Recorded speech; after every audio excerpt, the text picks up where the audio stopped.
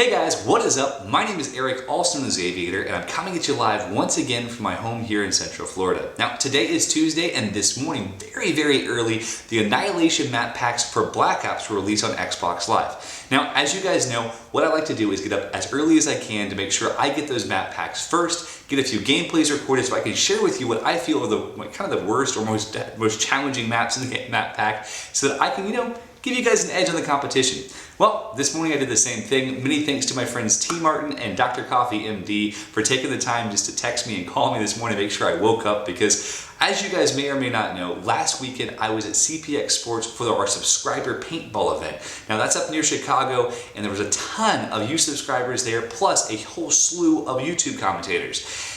And it was a lot of work, it was a lot of fun, there was a lot of paintballing. I actually did paintball this time, I had an absolute blast, but I also recorded almost 10 hours of video content. So I've already been staying up late, editing through stuff, etc. And just for future reference, you should be seeing some of my videos on FPS Rush's channel again, Woody's Gamer Tag, White Boy 7th Street, T. Martin, MkII, Gassy Mexican, Paintball Kitty, etc. Lots and lots of great videos coming for you guys soon from that paintball event.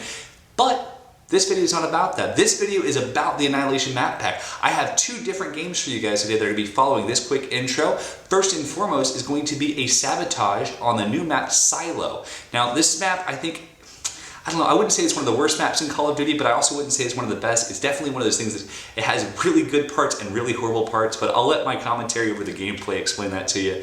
And then I'm also going to be sharing a Sabotage game on Drive-In. Now, I'm exhausted, I can't get my words to work, so I'm not going to go any further with this stuff, but I hope you guys are having a great Tuesday. I do apologize for the lack of a Music Monday. I promise next week's will be even better to make up for it. And yeah, I'll talk to you all soon. Have a great day. Bye-bye.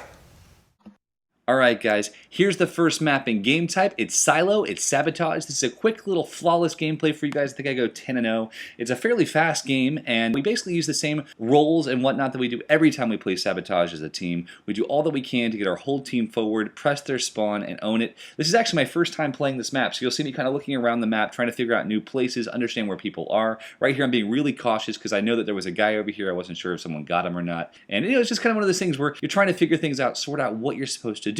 Now, I do want to take a couple of minutes to talk about the maps, not just the gameplay, because these maps are very different, in my opinion, than what Treyarch has released thus far. This map actually has some of the best and worst points of any Call of Duty map I've ever played on, and here's the first negative thing. I hate to bring up the negatives, but I have to.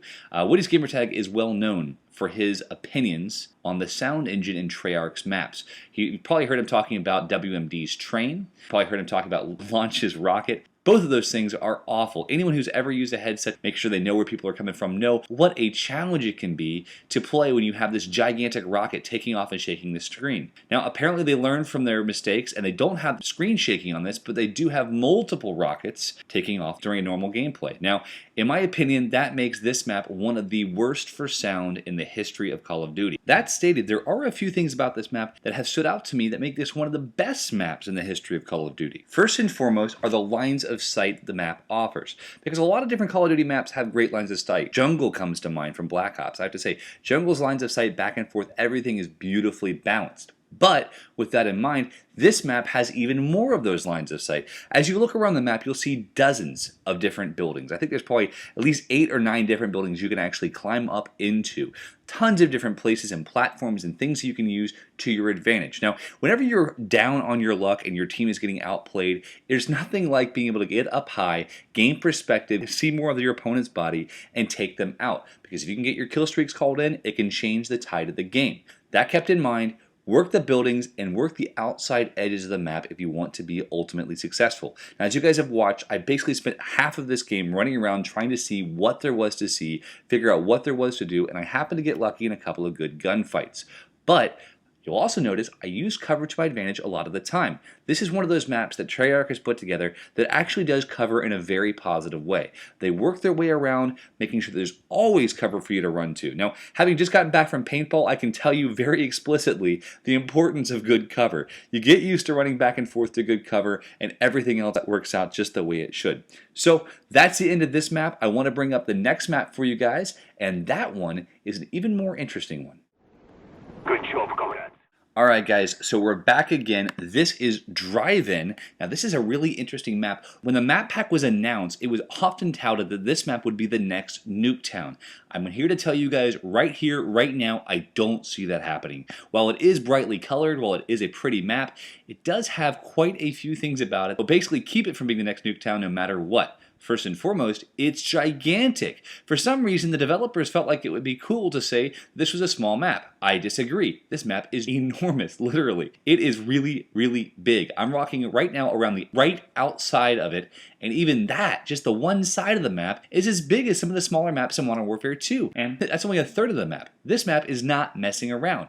That stated, however, there are some really, really cool things about this map and some places that you need to be watching out for if you want to win the game. So first off, get ready for some really bad shooting from me. I can't seem to control this commando as well as I want to, but I'm learning it and I will get better because I'm trying to decide if I want to buy it gold or not next. We'll see. So anyway, with that kept in mind, here's a few spots you should watch out for. In just a moment here, I should be underneath the bottom of the screen building. Now, the bottom of the screen building is not a big deal, but the top of the screen building, there's a hole in the screen, and basically every game type I've played thus far on Drive-In, there's been at least one, and sometimes as many as 4 different players up there, either sniping or using machine guns, trying to take people out at long range. Now, that's not a bad thing. That's something that if you know it's going to happen, you can counter and make sure you help your team get a really brilliant win. Particularly in TDM and things like that. There's nothing like starting off a game with a quick 4-piece. I love it. So keep an eye out for the top of the screen, and also keep an eye out on the across the map from it at its counter, which I believe is the projection room. That room also gets tons of intended traffic both upstairs and downstairs, so keep your eye out for that. Favorite tactics thus far? Working the outside of the map again. I know this seems to be pretty rudimentary, and a lot of you guys have heard me talk about this before, but if you work the outside of the map, you will find that you are much, much more successful, largely because of your ability to see where people are running while you have your back against a wall. You can't get shot from behind. It's very important stuff, guys. I hope you enjoyed these quick videos. If you did, feel free to leave me a comment or a like. I'm definitely open to suggestions for what you'd like to hear about next. I am working on a couple of great series for you guys, team tactics like you've never seen before, as well as one of your very favorite series thus far. I'm going to be putting out another video in the Epic Ultralight Adventure series probably this next week. So I hope to hear from you guys soon, and I'll talk to you later. Bye-bye.